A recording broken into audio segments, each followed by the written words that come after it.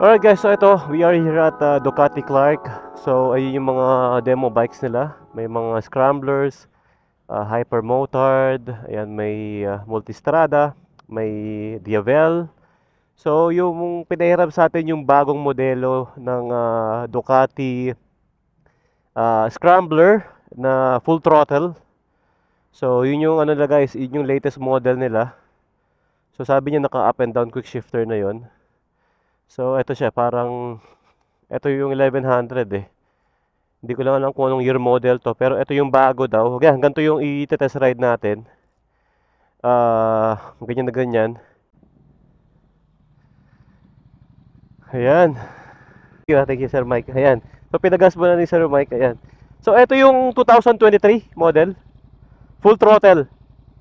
Tapos, ilang cc na to kuya? 800cc. Up and down quick shifter. Sleeper clutch na to. Sleeper clutch. Tapos Brembo. Brembo yung kanyang front suspension. Tapos bago na yung panel niya, no? Ibang-iba na sa dati. Dito. Ano pa rin. Okay, okay. Tapos Brembo yung kanyang master cylinder. Ang ganda ng ano. Hydraulic na rin, no? Tapos LED. May DRL siya. Ang cute ng kanyang mga stock to, no? Ganda ng kanyang mga turn signals, oh. Tapos medyo knobby yung kanyang gulong. Single-sided na rotor. Brembo brake sa harapan. Brembo brake sa likod. Ano size ng gulong nito? 180/17, no? Sa likod, 19. 18. So first time nating makakatry ng isang Ducati Scrambler. So ito sa likod din, napaka-cute to. Nakahiwalay yung kanyang plate holder. Ayan, so kuya, thank you. Okay. Okay, nakaano siya. Terminioni na muffler. I think this is a stock muffler. Carbon tip. Okay. 90 degree. I think L-twin or V-twin. I'm not sure. Pero halos similar sila ng tunog ng aking BMW pag naka-muffler yon. Suspension. Non-adjustable sa harapan, sa likod. I think it's adjustable sa likod.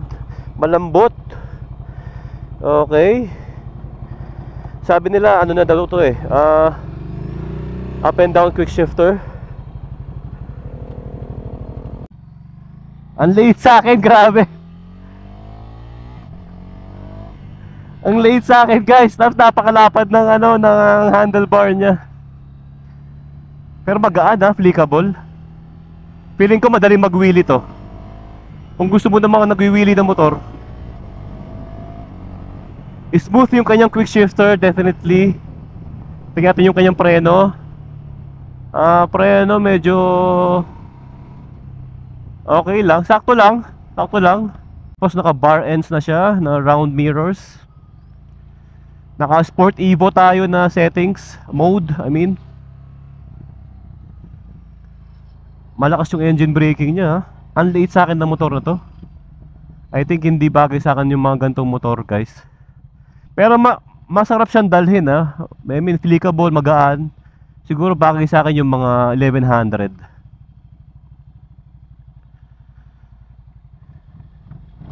Maganda yung tunog,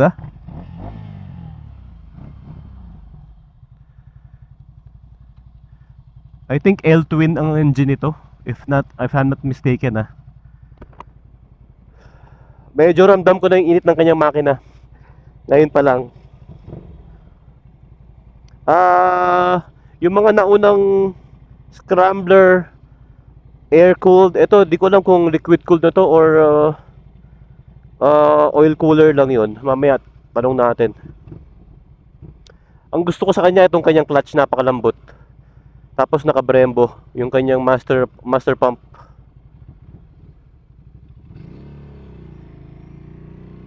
Acceleration.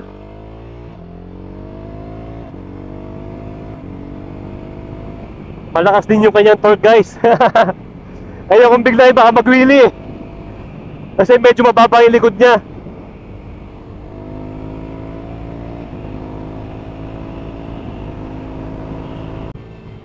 Smooth naman. Around 150 kilometers per hour, 160.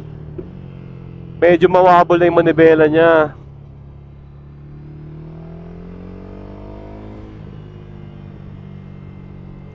Ito maganda guys, kahit saan pwede to. Kahit pumunta ka sa mga bundok-bundok dito sa parte ng Pilipinas, putik, ulan, lubak, sirang kalsada, makinis na kalsada, okay na okay to. Kasi malambot yung suspension niya. Ayan, napaka comfy. Malapad yung handlebar, mataas. Para kang naka dirt bike. So U-turn daw tayo dito. Okay, U-turn tayo dito guys. Madali din siyang iliko. Napakagaan na motor.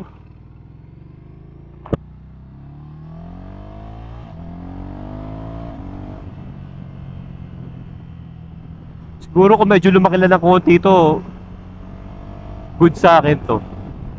Gusto ko din yung kanyang torque eh. Similar sila ng F900R eh. Mas lamang lang ng konti yun, pero dahil magaan to guys, diba, nakakompensate yung kanyang torque, power to weight ratio. Pero definitely magaan tong motor na to. Applicable. Ayan no. Para lang ako nagdadrive ng XRM guys. Di siya mukhang big bike. Yung suspension sa likod, nag-i-squat pagka binibira mo yung throttle. Malambot yung suspension eh. So I think this is ABS na rin. I'm not sure kung meron siyang traction control.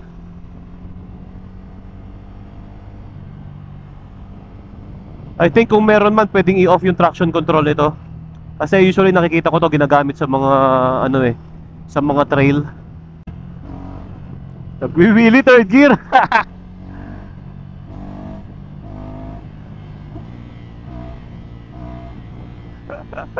Gustong magwili sa third gear.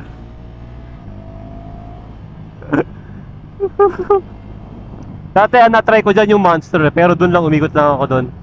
Hindi ko siya gano'ng nai-ride ka tulad dito.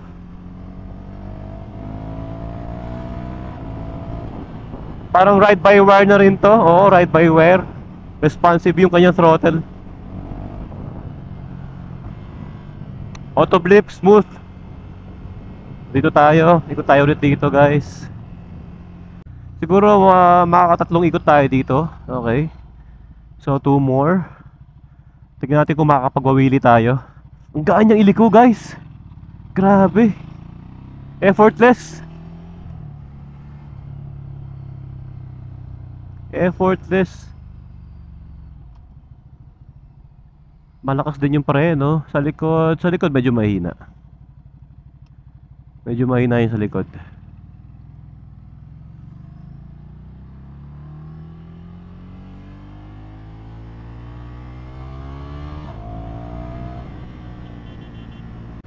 Actually wala siyang ganong vibration sa handlebar. Ang vibration na nasa tangke tsaka sa foot peg. Gusto ko yung side mirror niya guys. Kitang kita ko yung likod. 2 lanes kitang kita ko. Lambot ng suspension. Pero syempre ganito talaga build itong pagka-build ng scrambler. Talagang malambot to kasi ginagamit to sa mga trail. So di naman talaga sa racetrack to or sa flat road. Although pwede rin dito, pero syempre hindi mo makukuha yung full potential niya. I mean yung kanyang function talaga ng motor na to. Kailangan sa may semi-trail. Okay, hindi naman trail na parang sa mga dirt bikes. Yung parang gravel yan, gravel. Hindi siya kamukha nung ibang scrambler na napakataas ng manibela. Tapos naka malapit sa rider. Ito sakto lang yung kanyang manibela guys. Woohoo!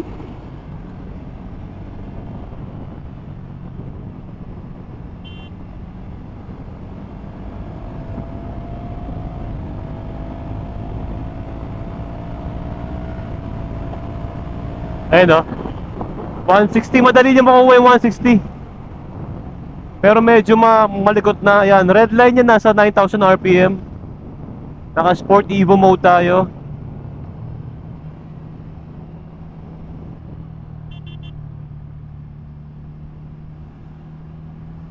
Masarap din palang i-ride ang Scrambler. Pati yung tunog niya, siguro kung papalitan mo naman medyo mas open to, mas maganda yung kanyang exhaust sound.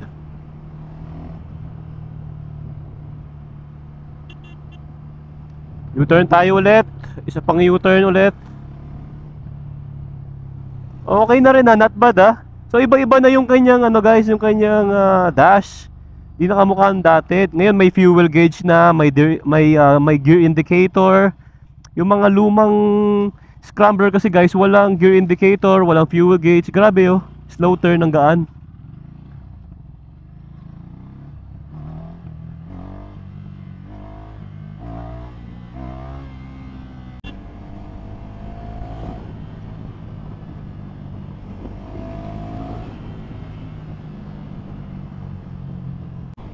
Para lang siyang 150cc.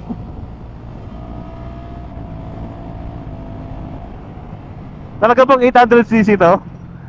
I mean, ramdam ko yung lakas niya, pero grabe, ang gaan niyang dalhin.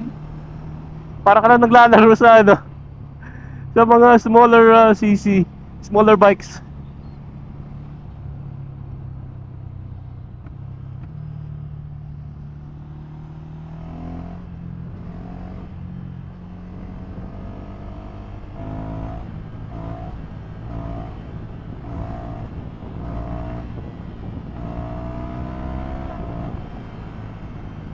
Pero dahil sobrang nimble niya, sobrang agile niya, kahit na hindi ka nakakapit sa tangke guys. Kasi ang lapad ng manibela Kaya yung handling niya napaka-easy lang. Sayang ang test ride nila dito lang. Sa ibang bansa, ang nakikita ko pagka test ride nila yung mga motor, talagang iniikot nila sa bundok or sa city. I mean, iba pinapahiram pa ng ng ilang araw kasi sa ganito kaiksing oras hindi mo talaga siya ma-enjoy or hindi mo malalaman yung full potential ng motor.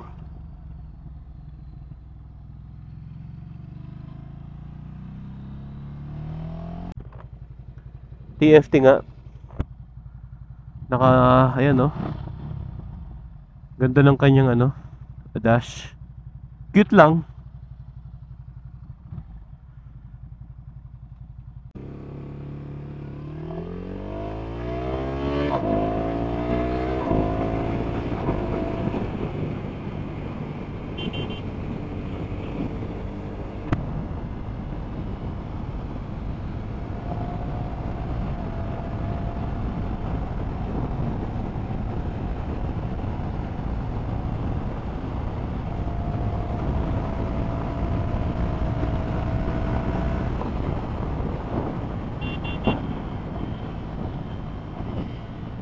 Oh, lakas ng engine braking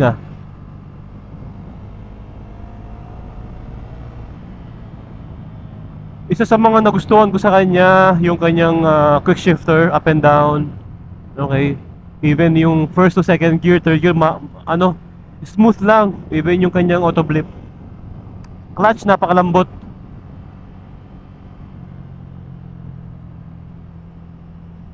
I think nasa 180 kilos lang to kung di ko nagkakamali. Baka 170 plus nga lang Anyway, ipopost ko yung mga details ito dahil hindi ko rin talaga memorize.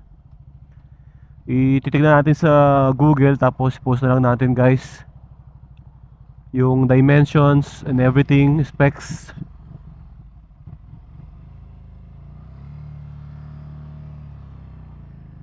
Yeah, so last turn tayo.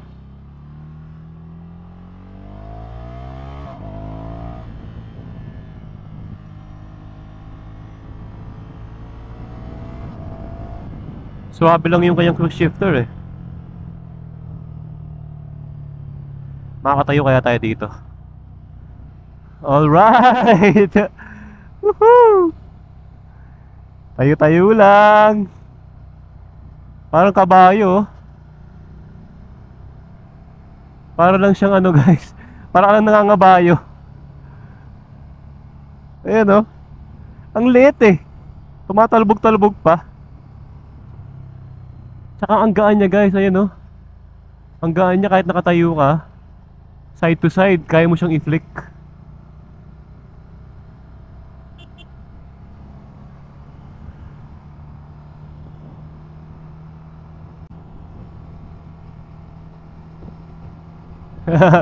Ayos to ah.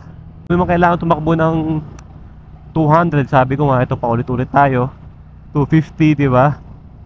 Masarap ako, nagugustuhan ko yung mga motor nga ganito. Yung mga twin cylinder, mga V-twin, mga inline 2, o kaya CP3 na ma-torque. Yung power niya na nasa ilalim, talagang na-enjoy mo. Di ba? Hindi masyado nakaka-overwhelm. I mean, yung mga tao, tinatawagan nilang fun bike. Hindi sila fast bike, but they are fun bike. I mean, kung gusto mo ng power, may power din naman. Ibibigay niya rin naman sa'yo. Diba? At the same time, na-enjoy mo. And alam mong kaya mo yung motor. Kaya mong i-handle yung power niya. I think kahit sa mga beginner, pwede to guys. Unang-una kasi mababa lang yung seat height. Tapos magaan lang yung motor. Maganda yung ergonomics. Ayan, so yeah, finally nakatry din tayo ng Ducati Scrambler.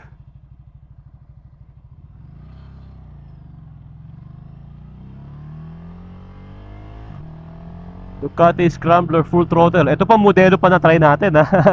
2023 model pa. Yan, kung gusto nyo mag-demo bike guys, every Sunday sabi niya eh. Sabi niya kasi Sunday merong demo bikes dito eh. Merong mga test rides. So ayun, ayan. Ikot tayo dito, tignan natin sa mga slow speed, tignan natin kung okay siya. 'Di ba? Ayun, okay lang oh.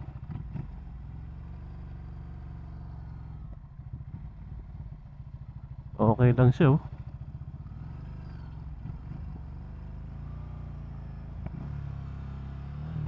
Ganda. Alright, thank you Ducati Clark. Ayos ah.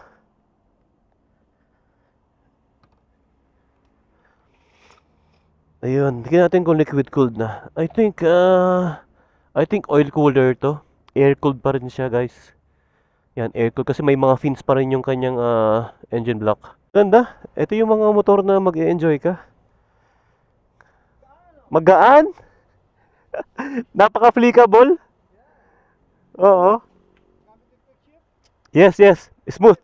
Suabe. Third gear, nagwiwili eh. Although mga lang talagang maliit sa height ko. Oo. Oo. Yun nga, oo. Pero ano siya eh. Kumbaga fun bike talaga siya. Mag-e-enjoy ka. I mean, any terrain pwede siya. Yeah. Thank you. I forgot your name, sir. I forgot your name. Rally Zamora. Rally Zamora. Rally na Sir Rally, oo. Sir Rally. Ako yung dati kung maalala mo, I remember you. yung tumingin ng, Kasama kayo rito. yung nag-test ride ng Monster. Oo. Oo, that was last year. Okay. Oo. Glad you enjoyed the bike. Oo, first time ko makatry ng Scrambler. Pero yung, Saan ka ba? Apalit. Oo. Apalit. So, pero madalas kami magtambay dito sa Clark. Last time pumunta ako kaso walang test ride, walang demo bike nung eh. Yeah, umiikot. Desert sled. Yeah, yung mga bikes namin umiikot yan from other branches. Oo. Yung sled na dapat nandito, nabenta na. This is Scrambler din na. Hyper? Urban mode. Urban motard. So medyo mataas yung handlebar niya no. But Scrambler, yeah, iba yan. okay, skinny, medyo skinny tires. Pero same engine. L-twin to or V-twin? L-twin. Ayan. Thank you Sir Rally Thank you Ayan. So ayun guys, first time natin makatest ride ng Scrambler. Ito pa modelo nila. So medyo may mga kakaiba na sa looks ng old Scrambler, pero nandun pa rin yung DNA. So may iniba lang, may tinwik lang sila para ma-improve. Pero overall, it's a fun bike, magaan handle, napakaganda. Ayan, thank you Ducati Clark. Ayan, so hanap tayo ng coffee shop siguro, maga pa naman. Then pag-gas muna tayo. Ayan, see you later guys. Ayan, ito guys, coffee break lang tayo. Nandito tayo sa Palpitate. Dito sa may Petron, palabas na ng Clark. So, ayan siya guys. Ayan. So, doon na yung papasok ng NLEX. Tapos pa SCTEX doon. Ayan. Dito sa may, ano to, sa may Petron, kung saan nag-meet up yung mga ibang riders. So, yun. Galing tayo ng Ducati. First time nating makatry ng Scrambler. So, okay naman. Maganda siyang i-ride.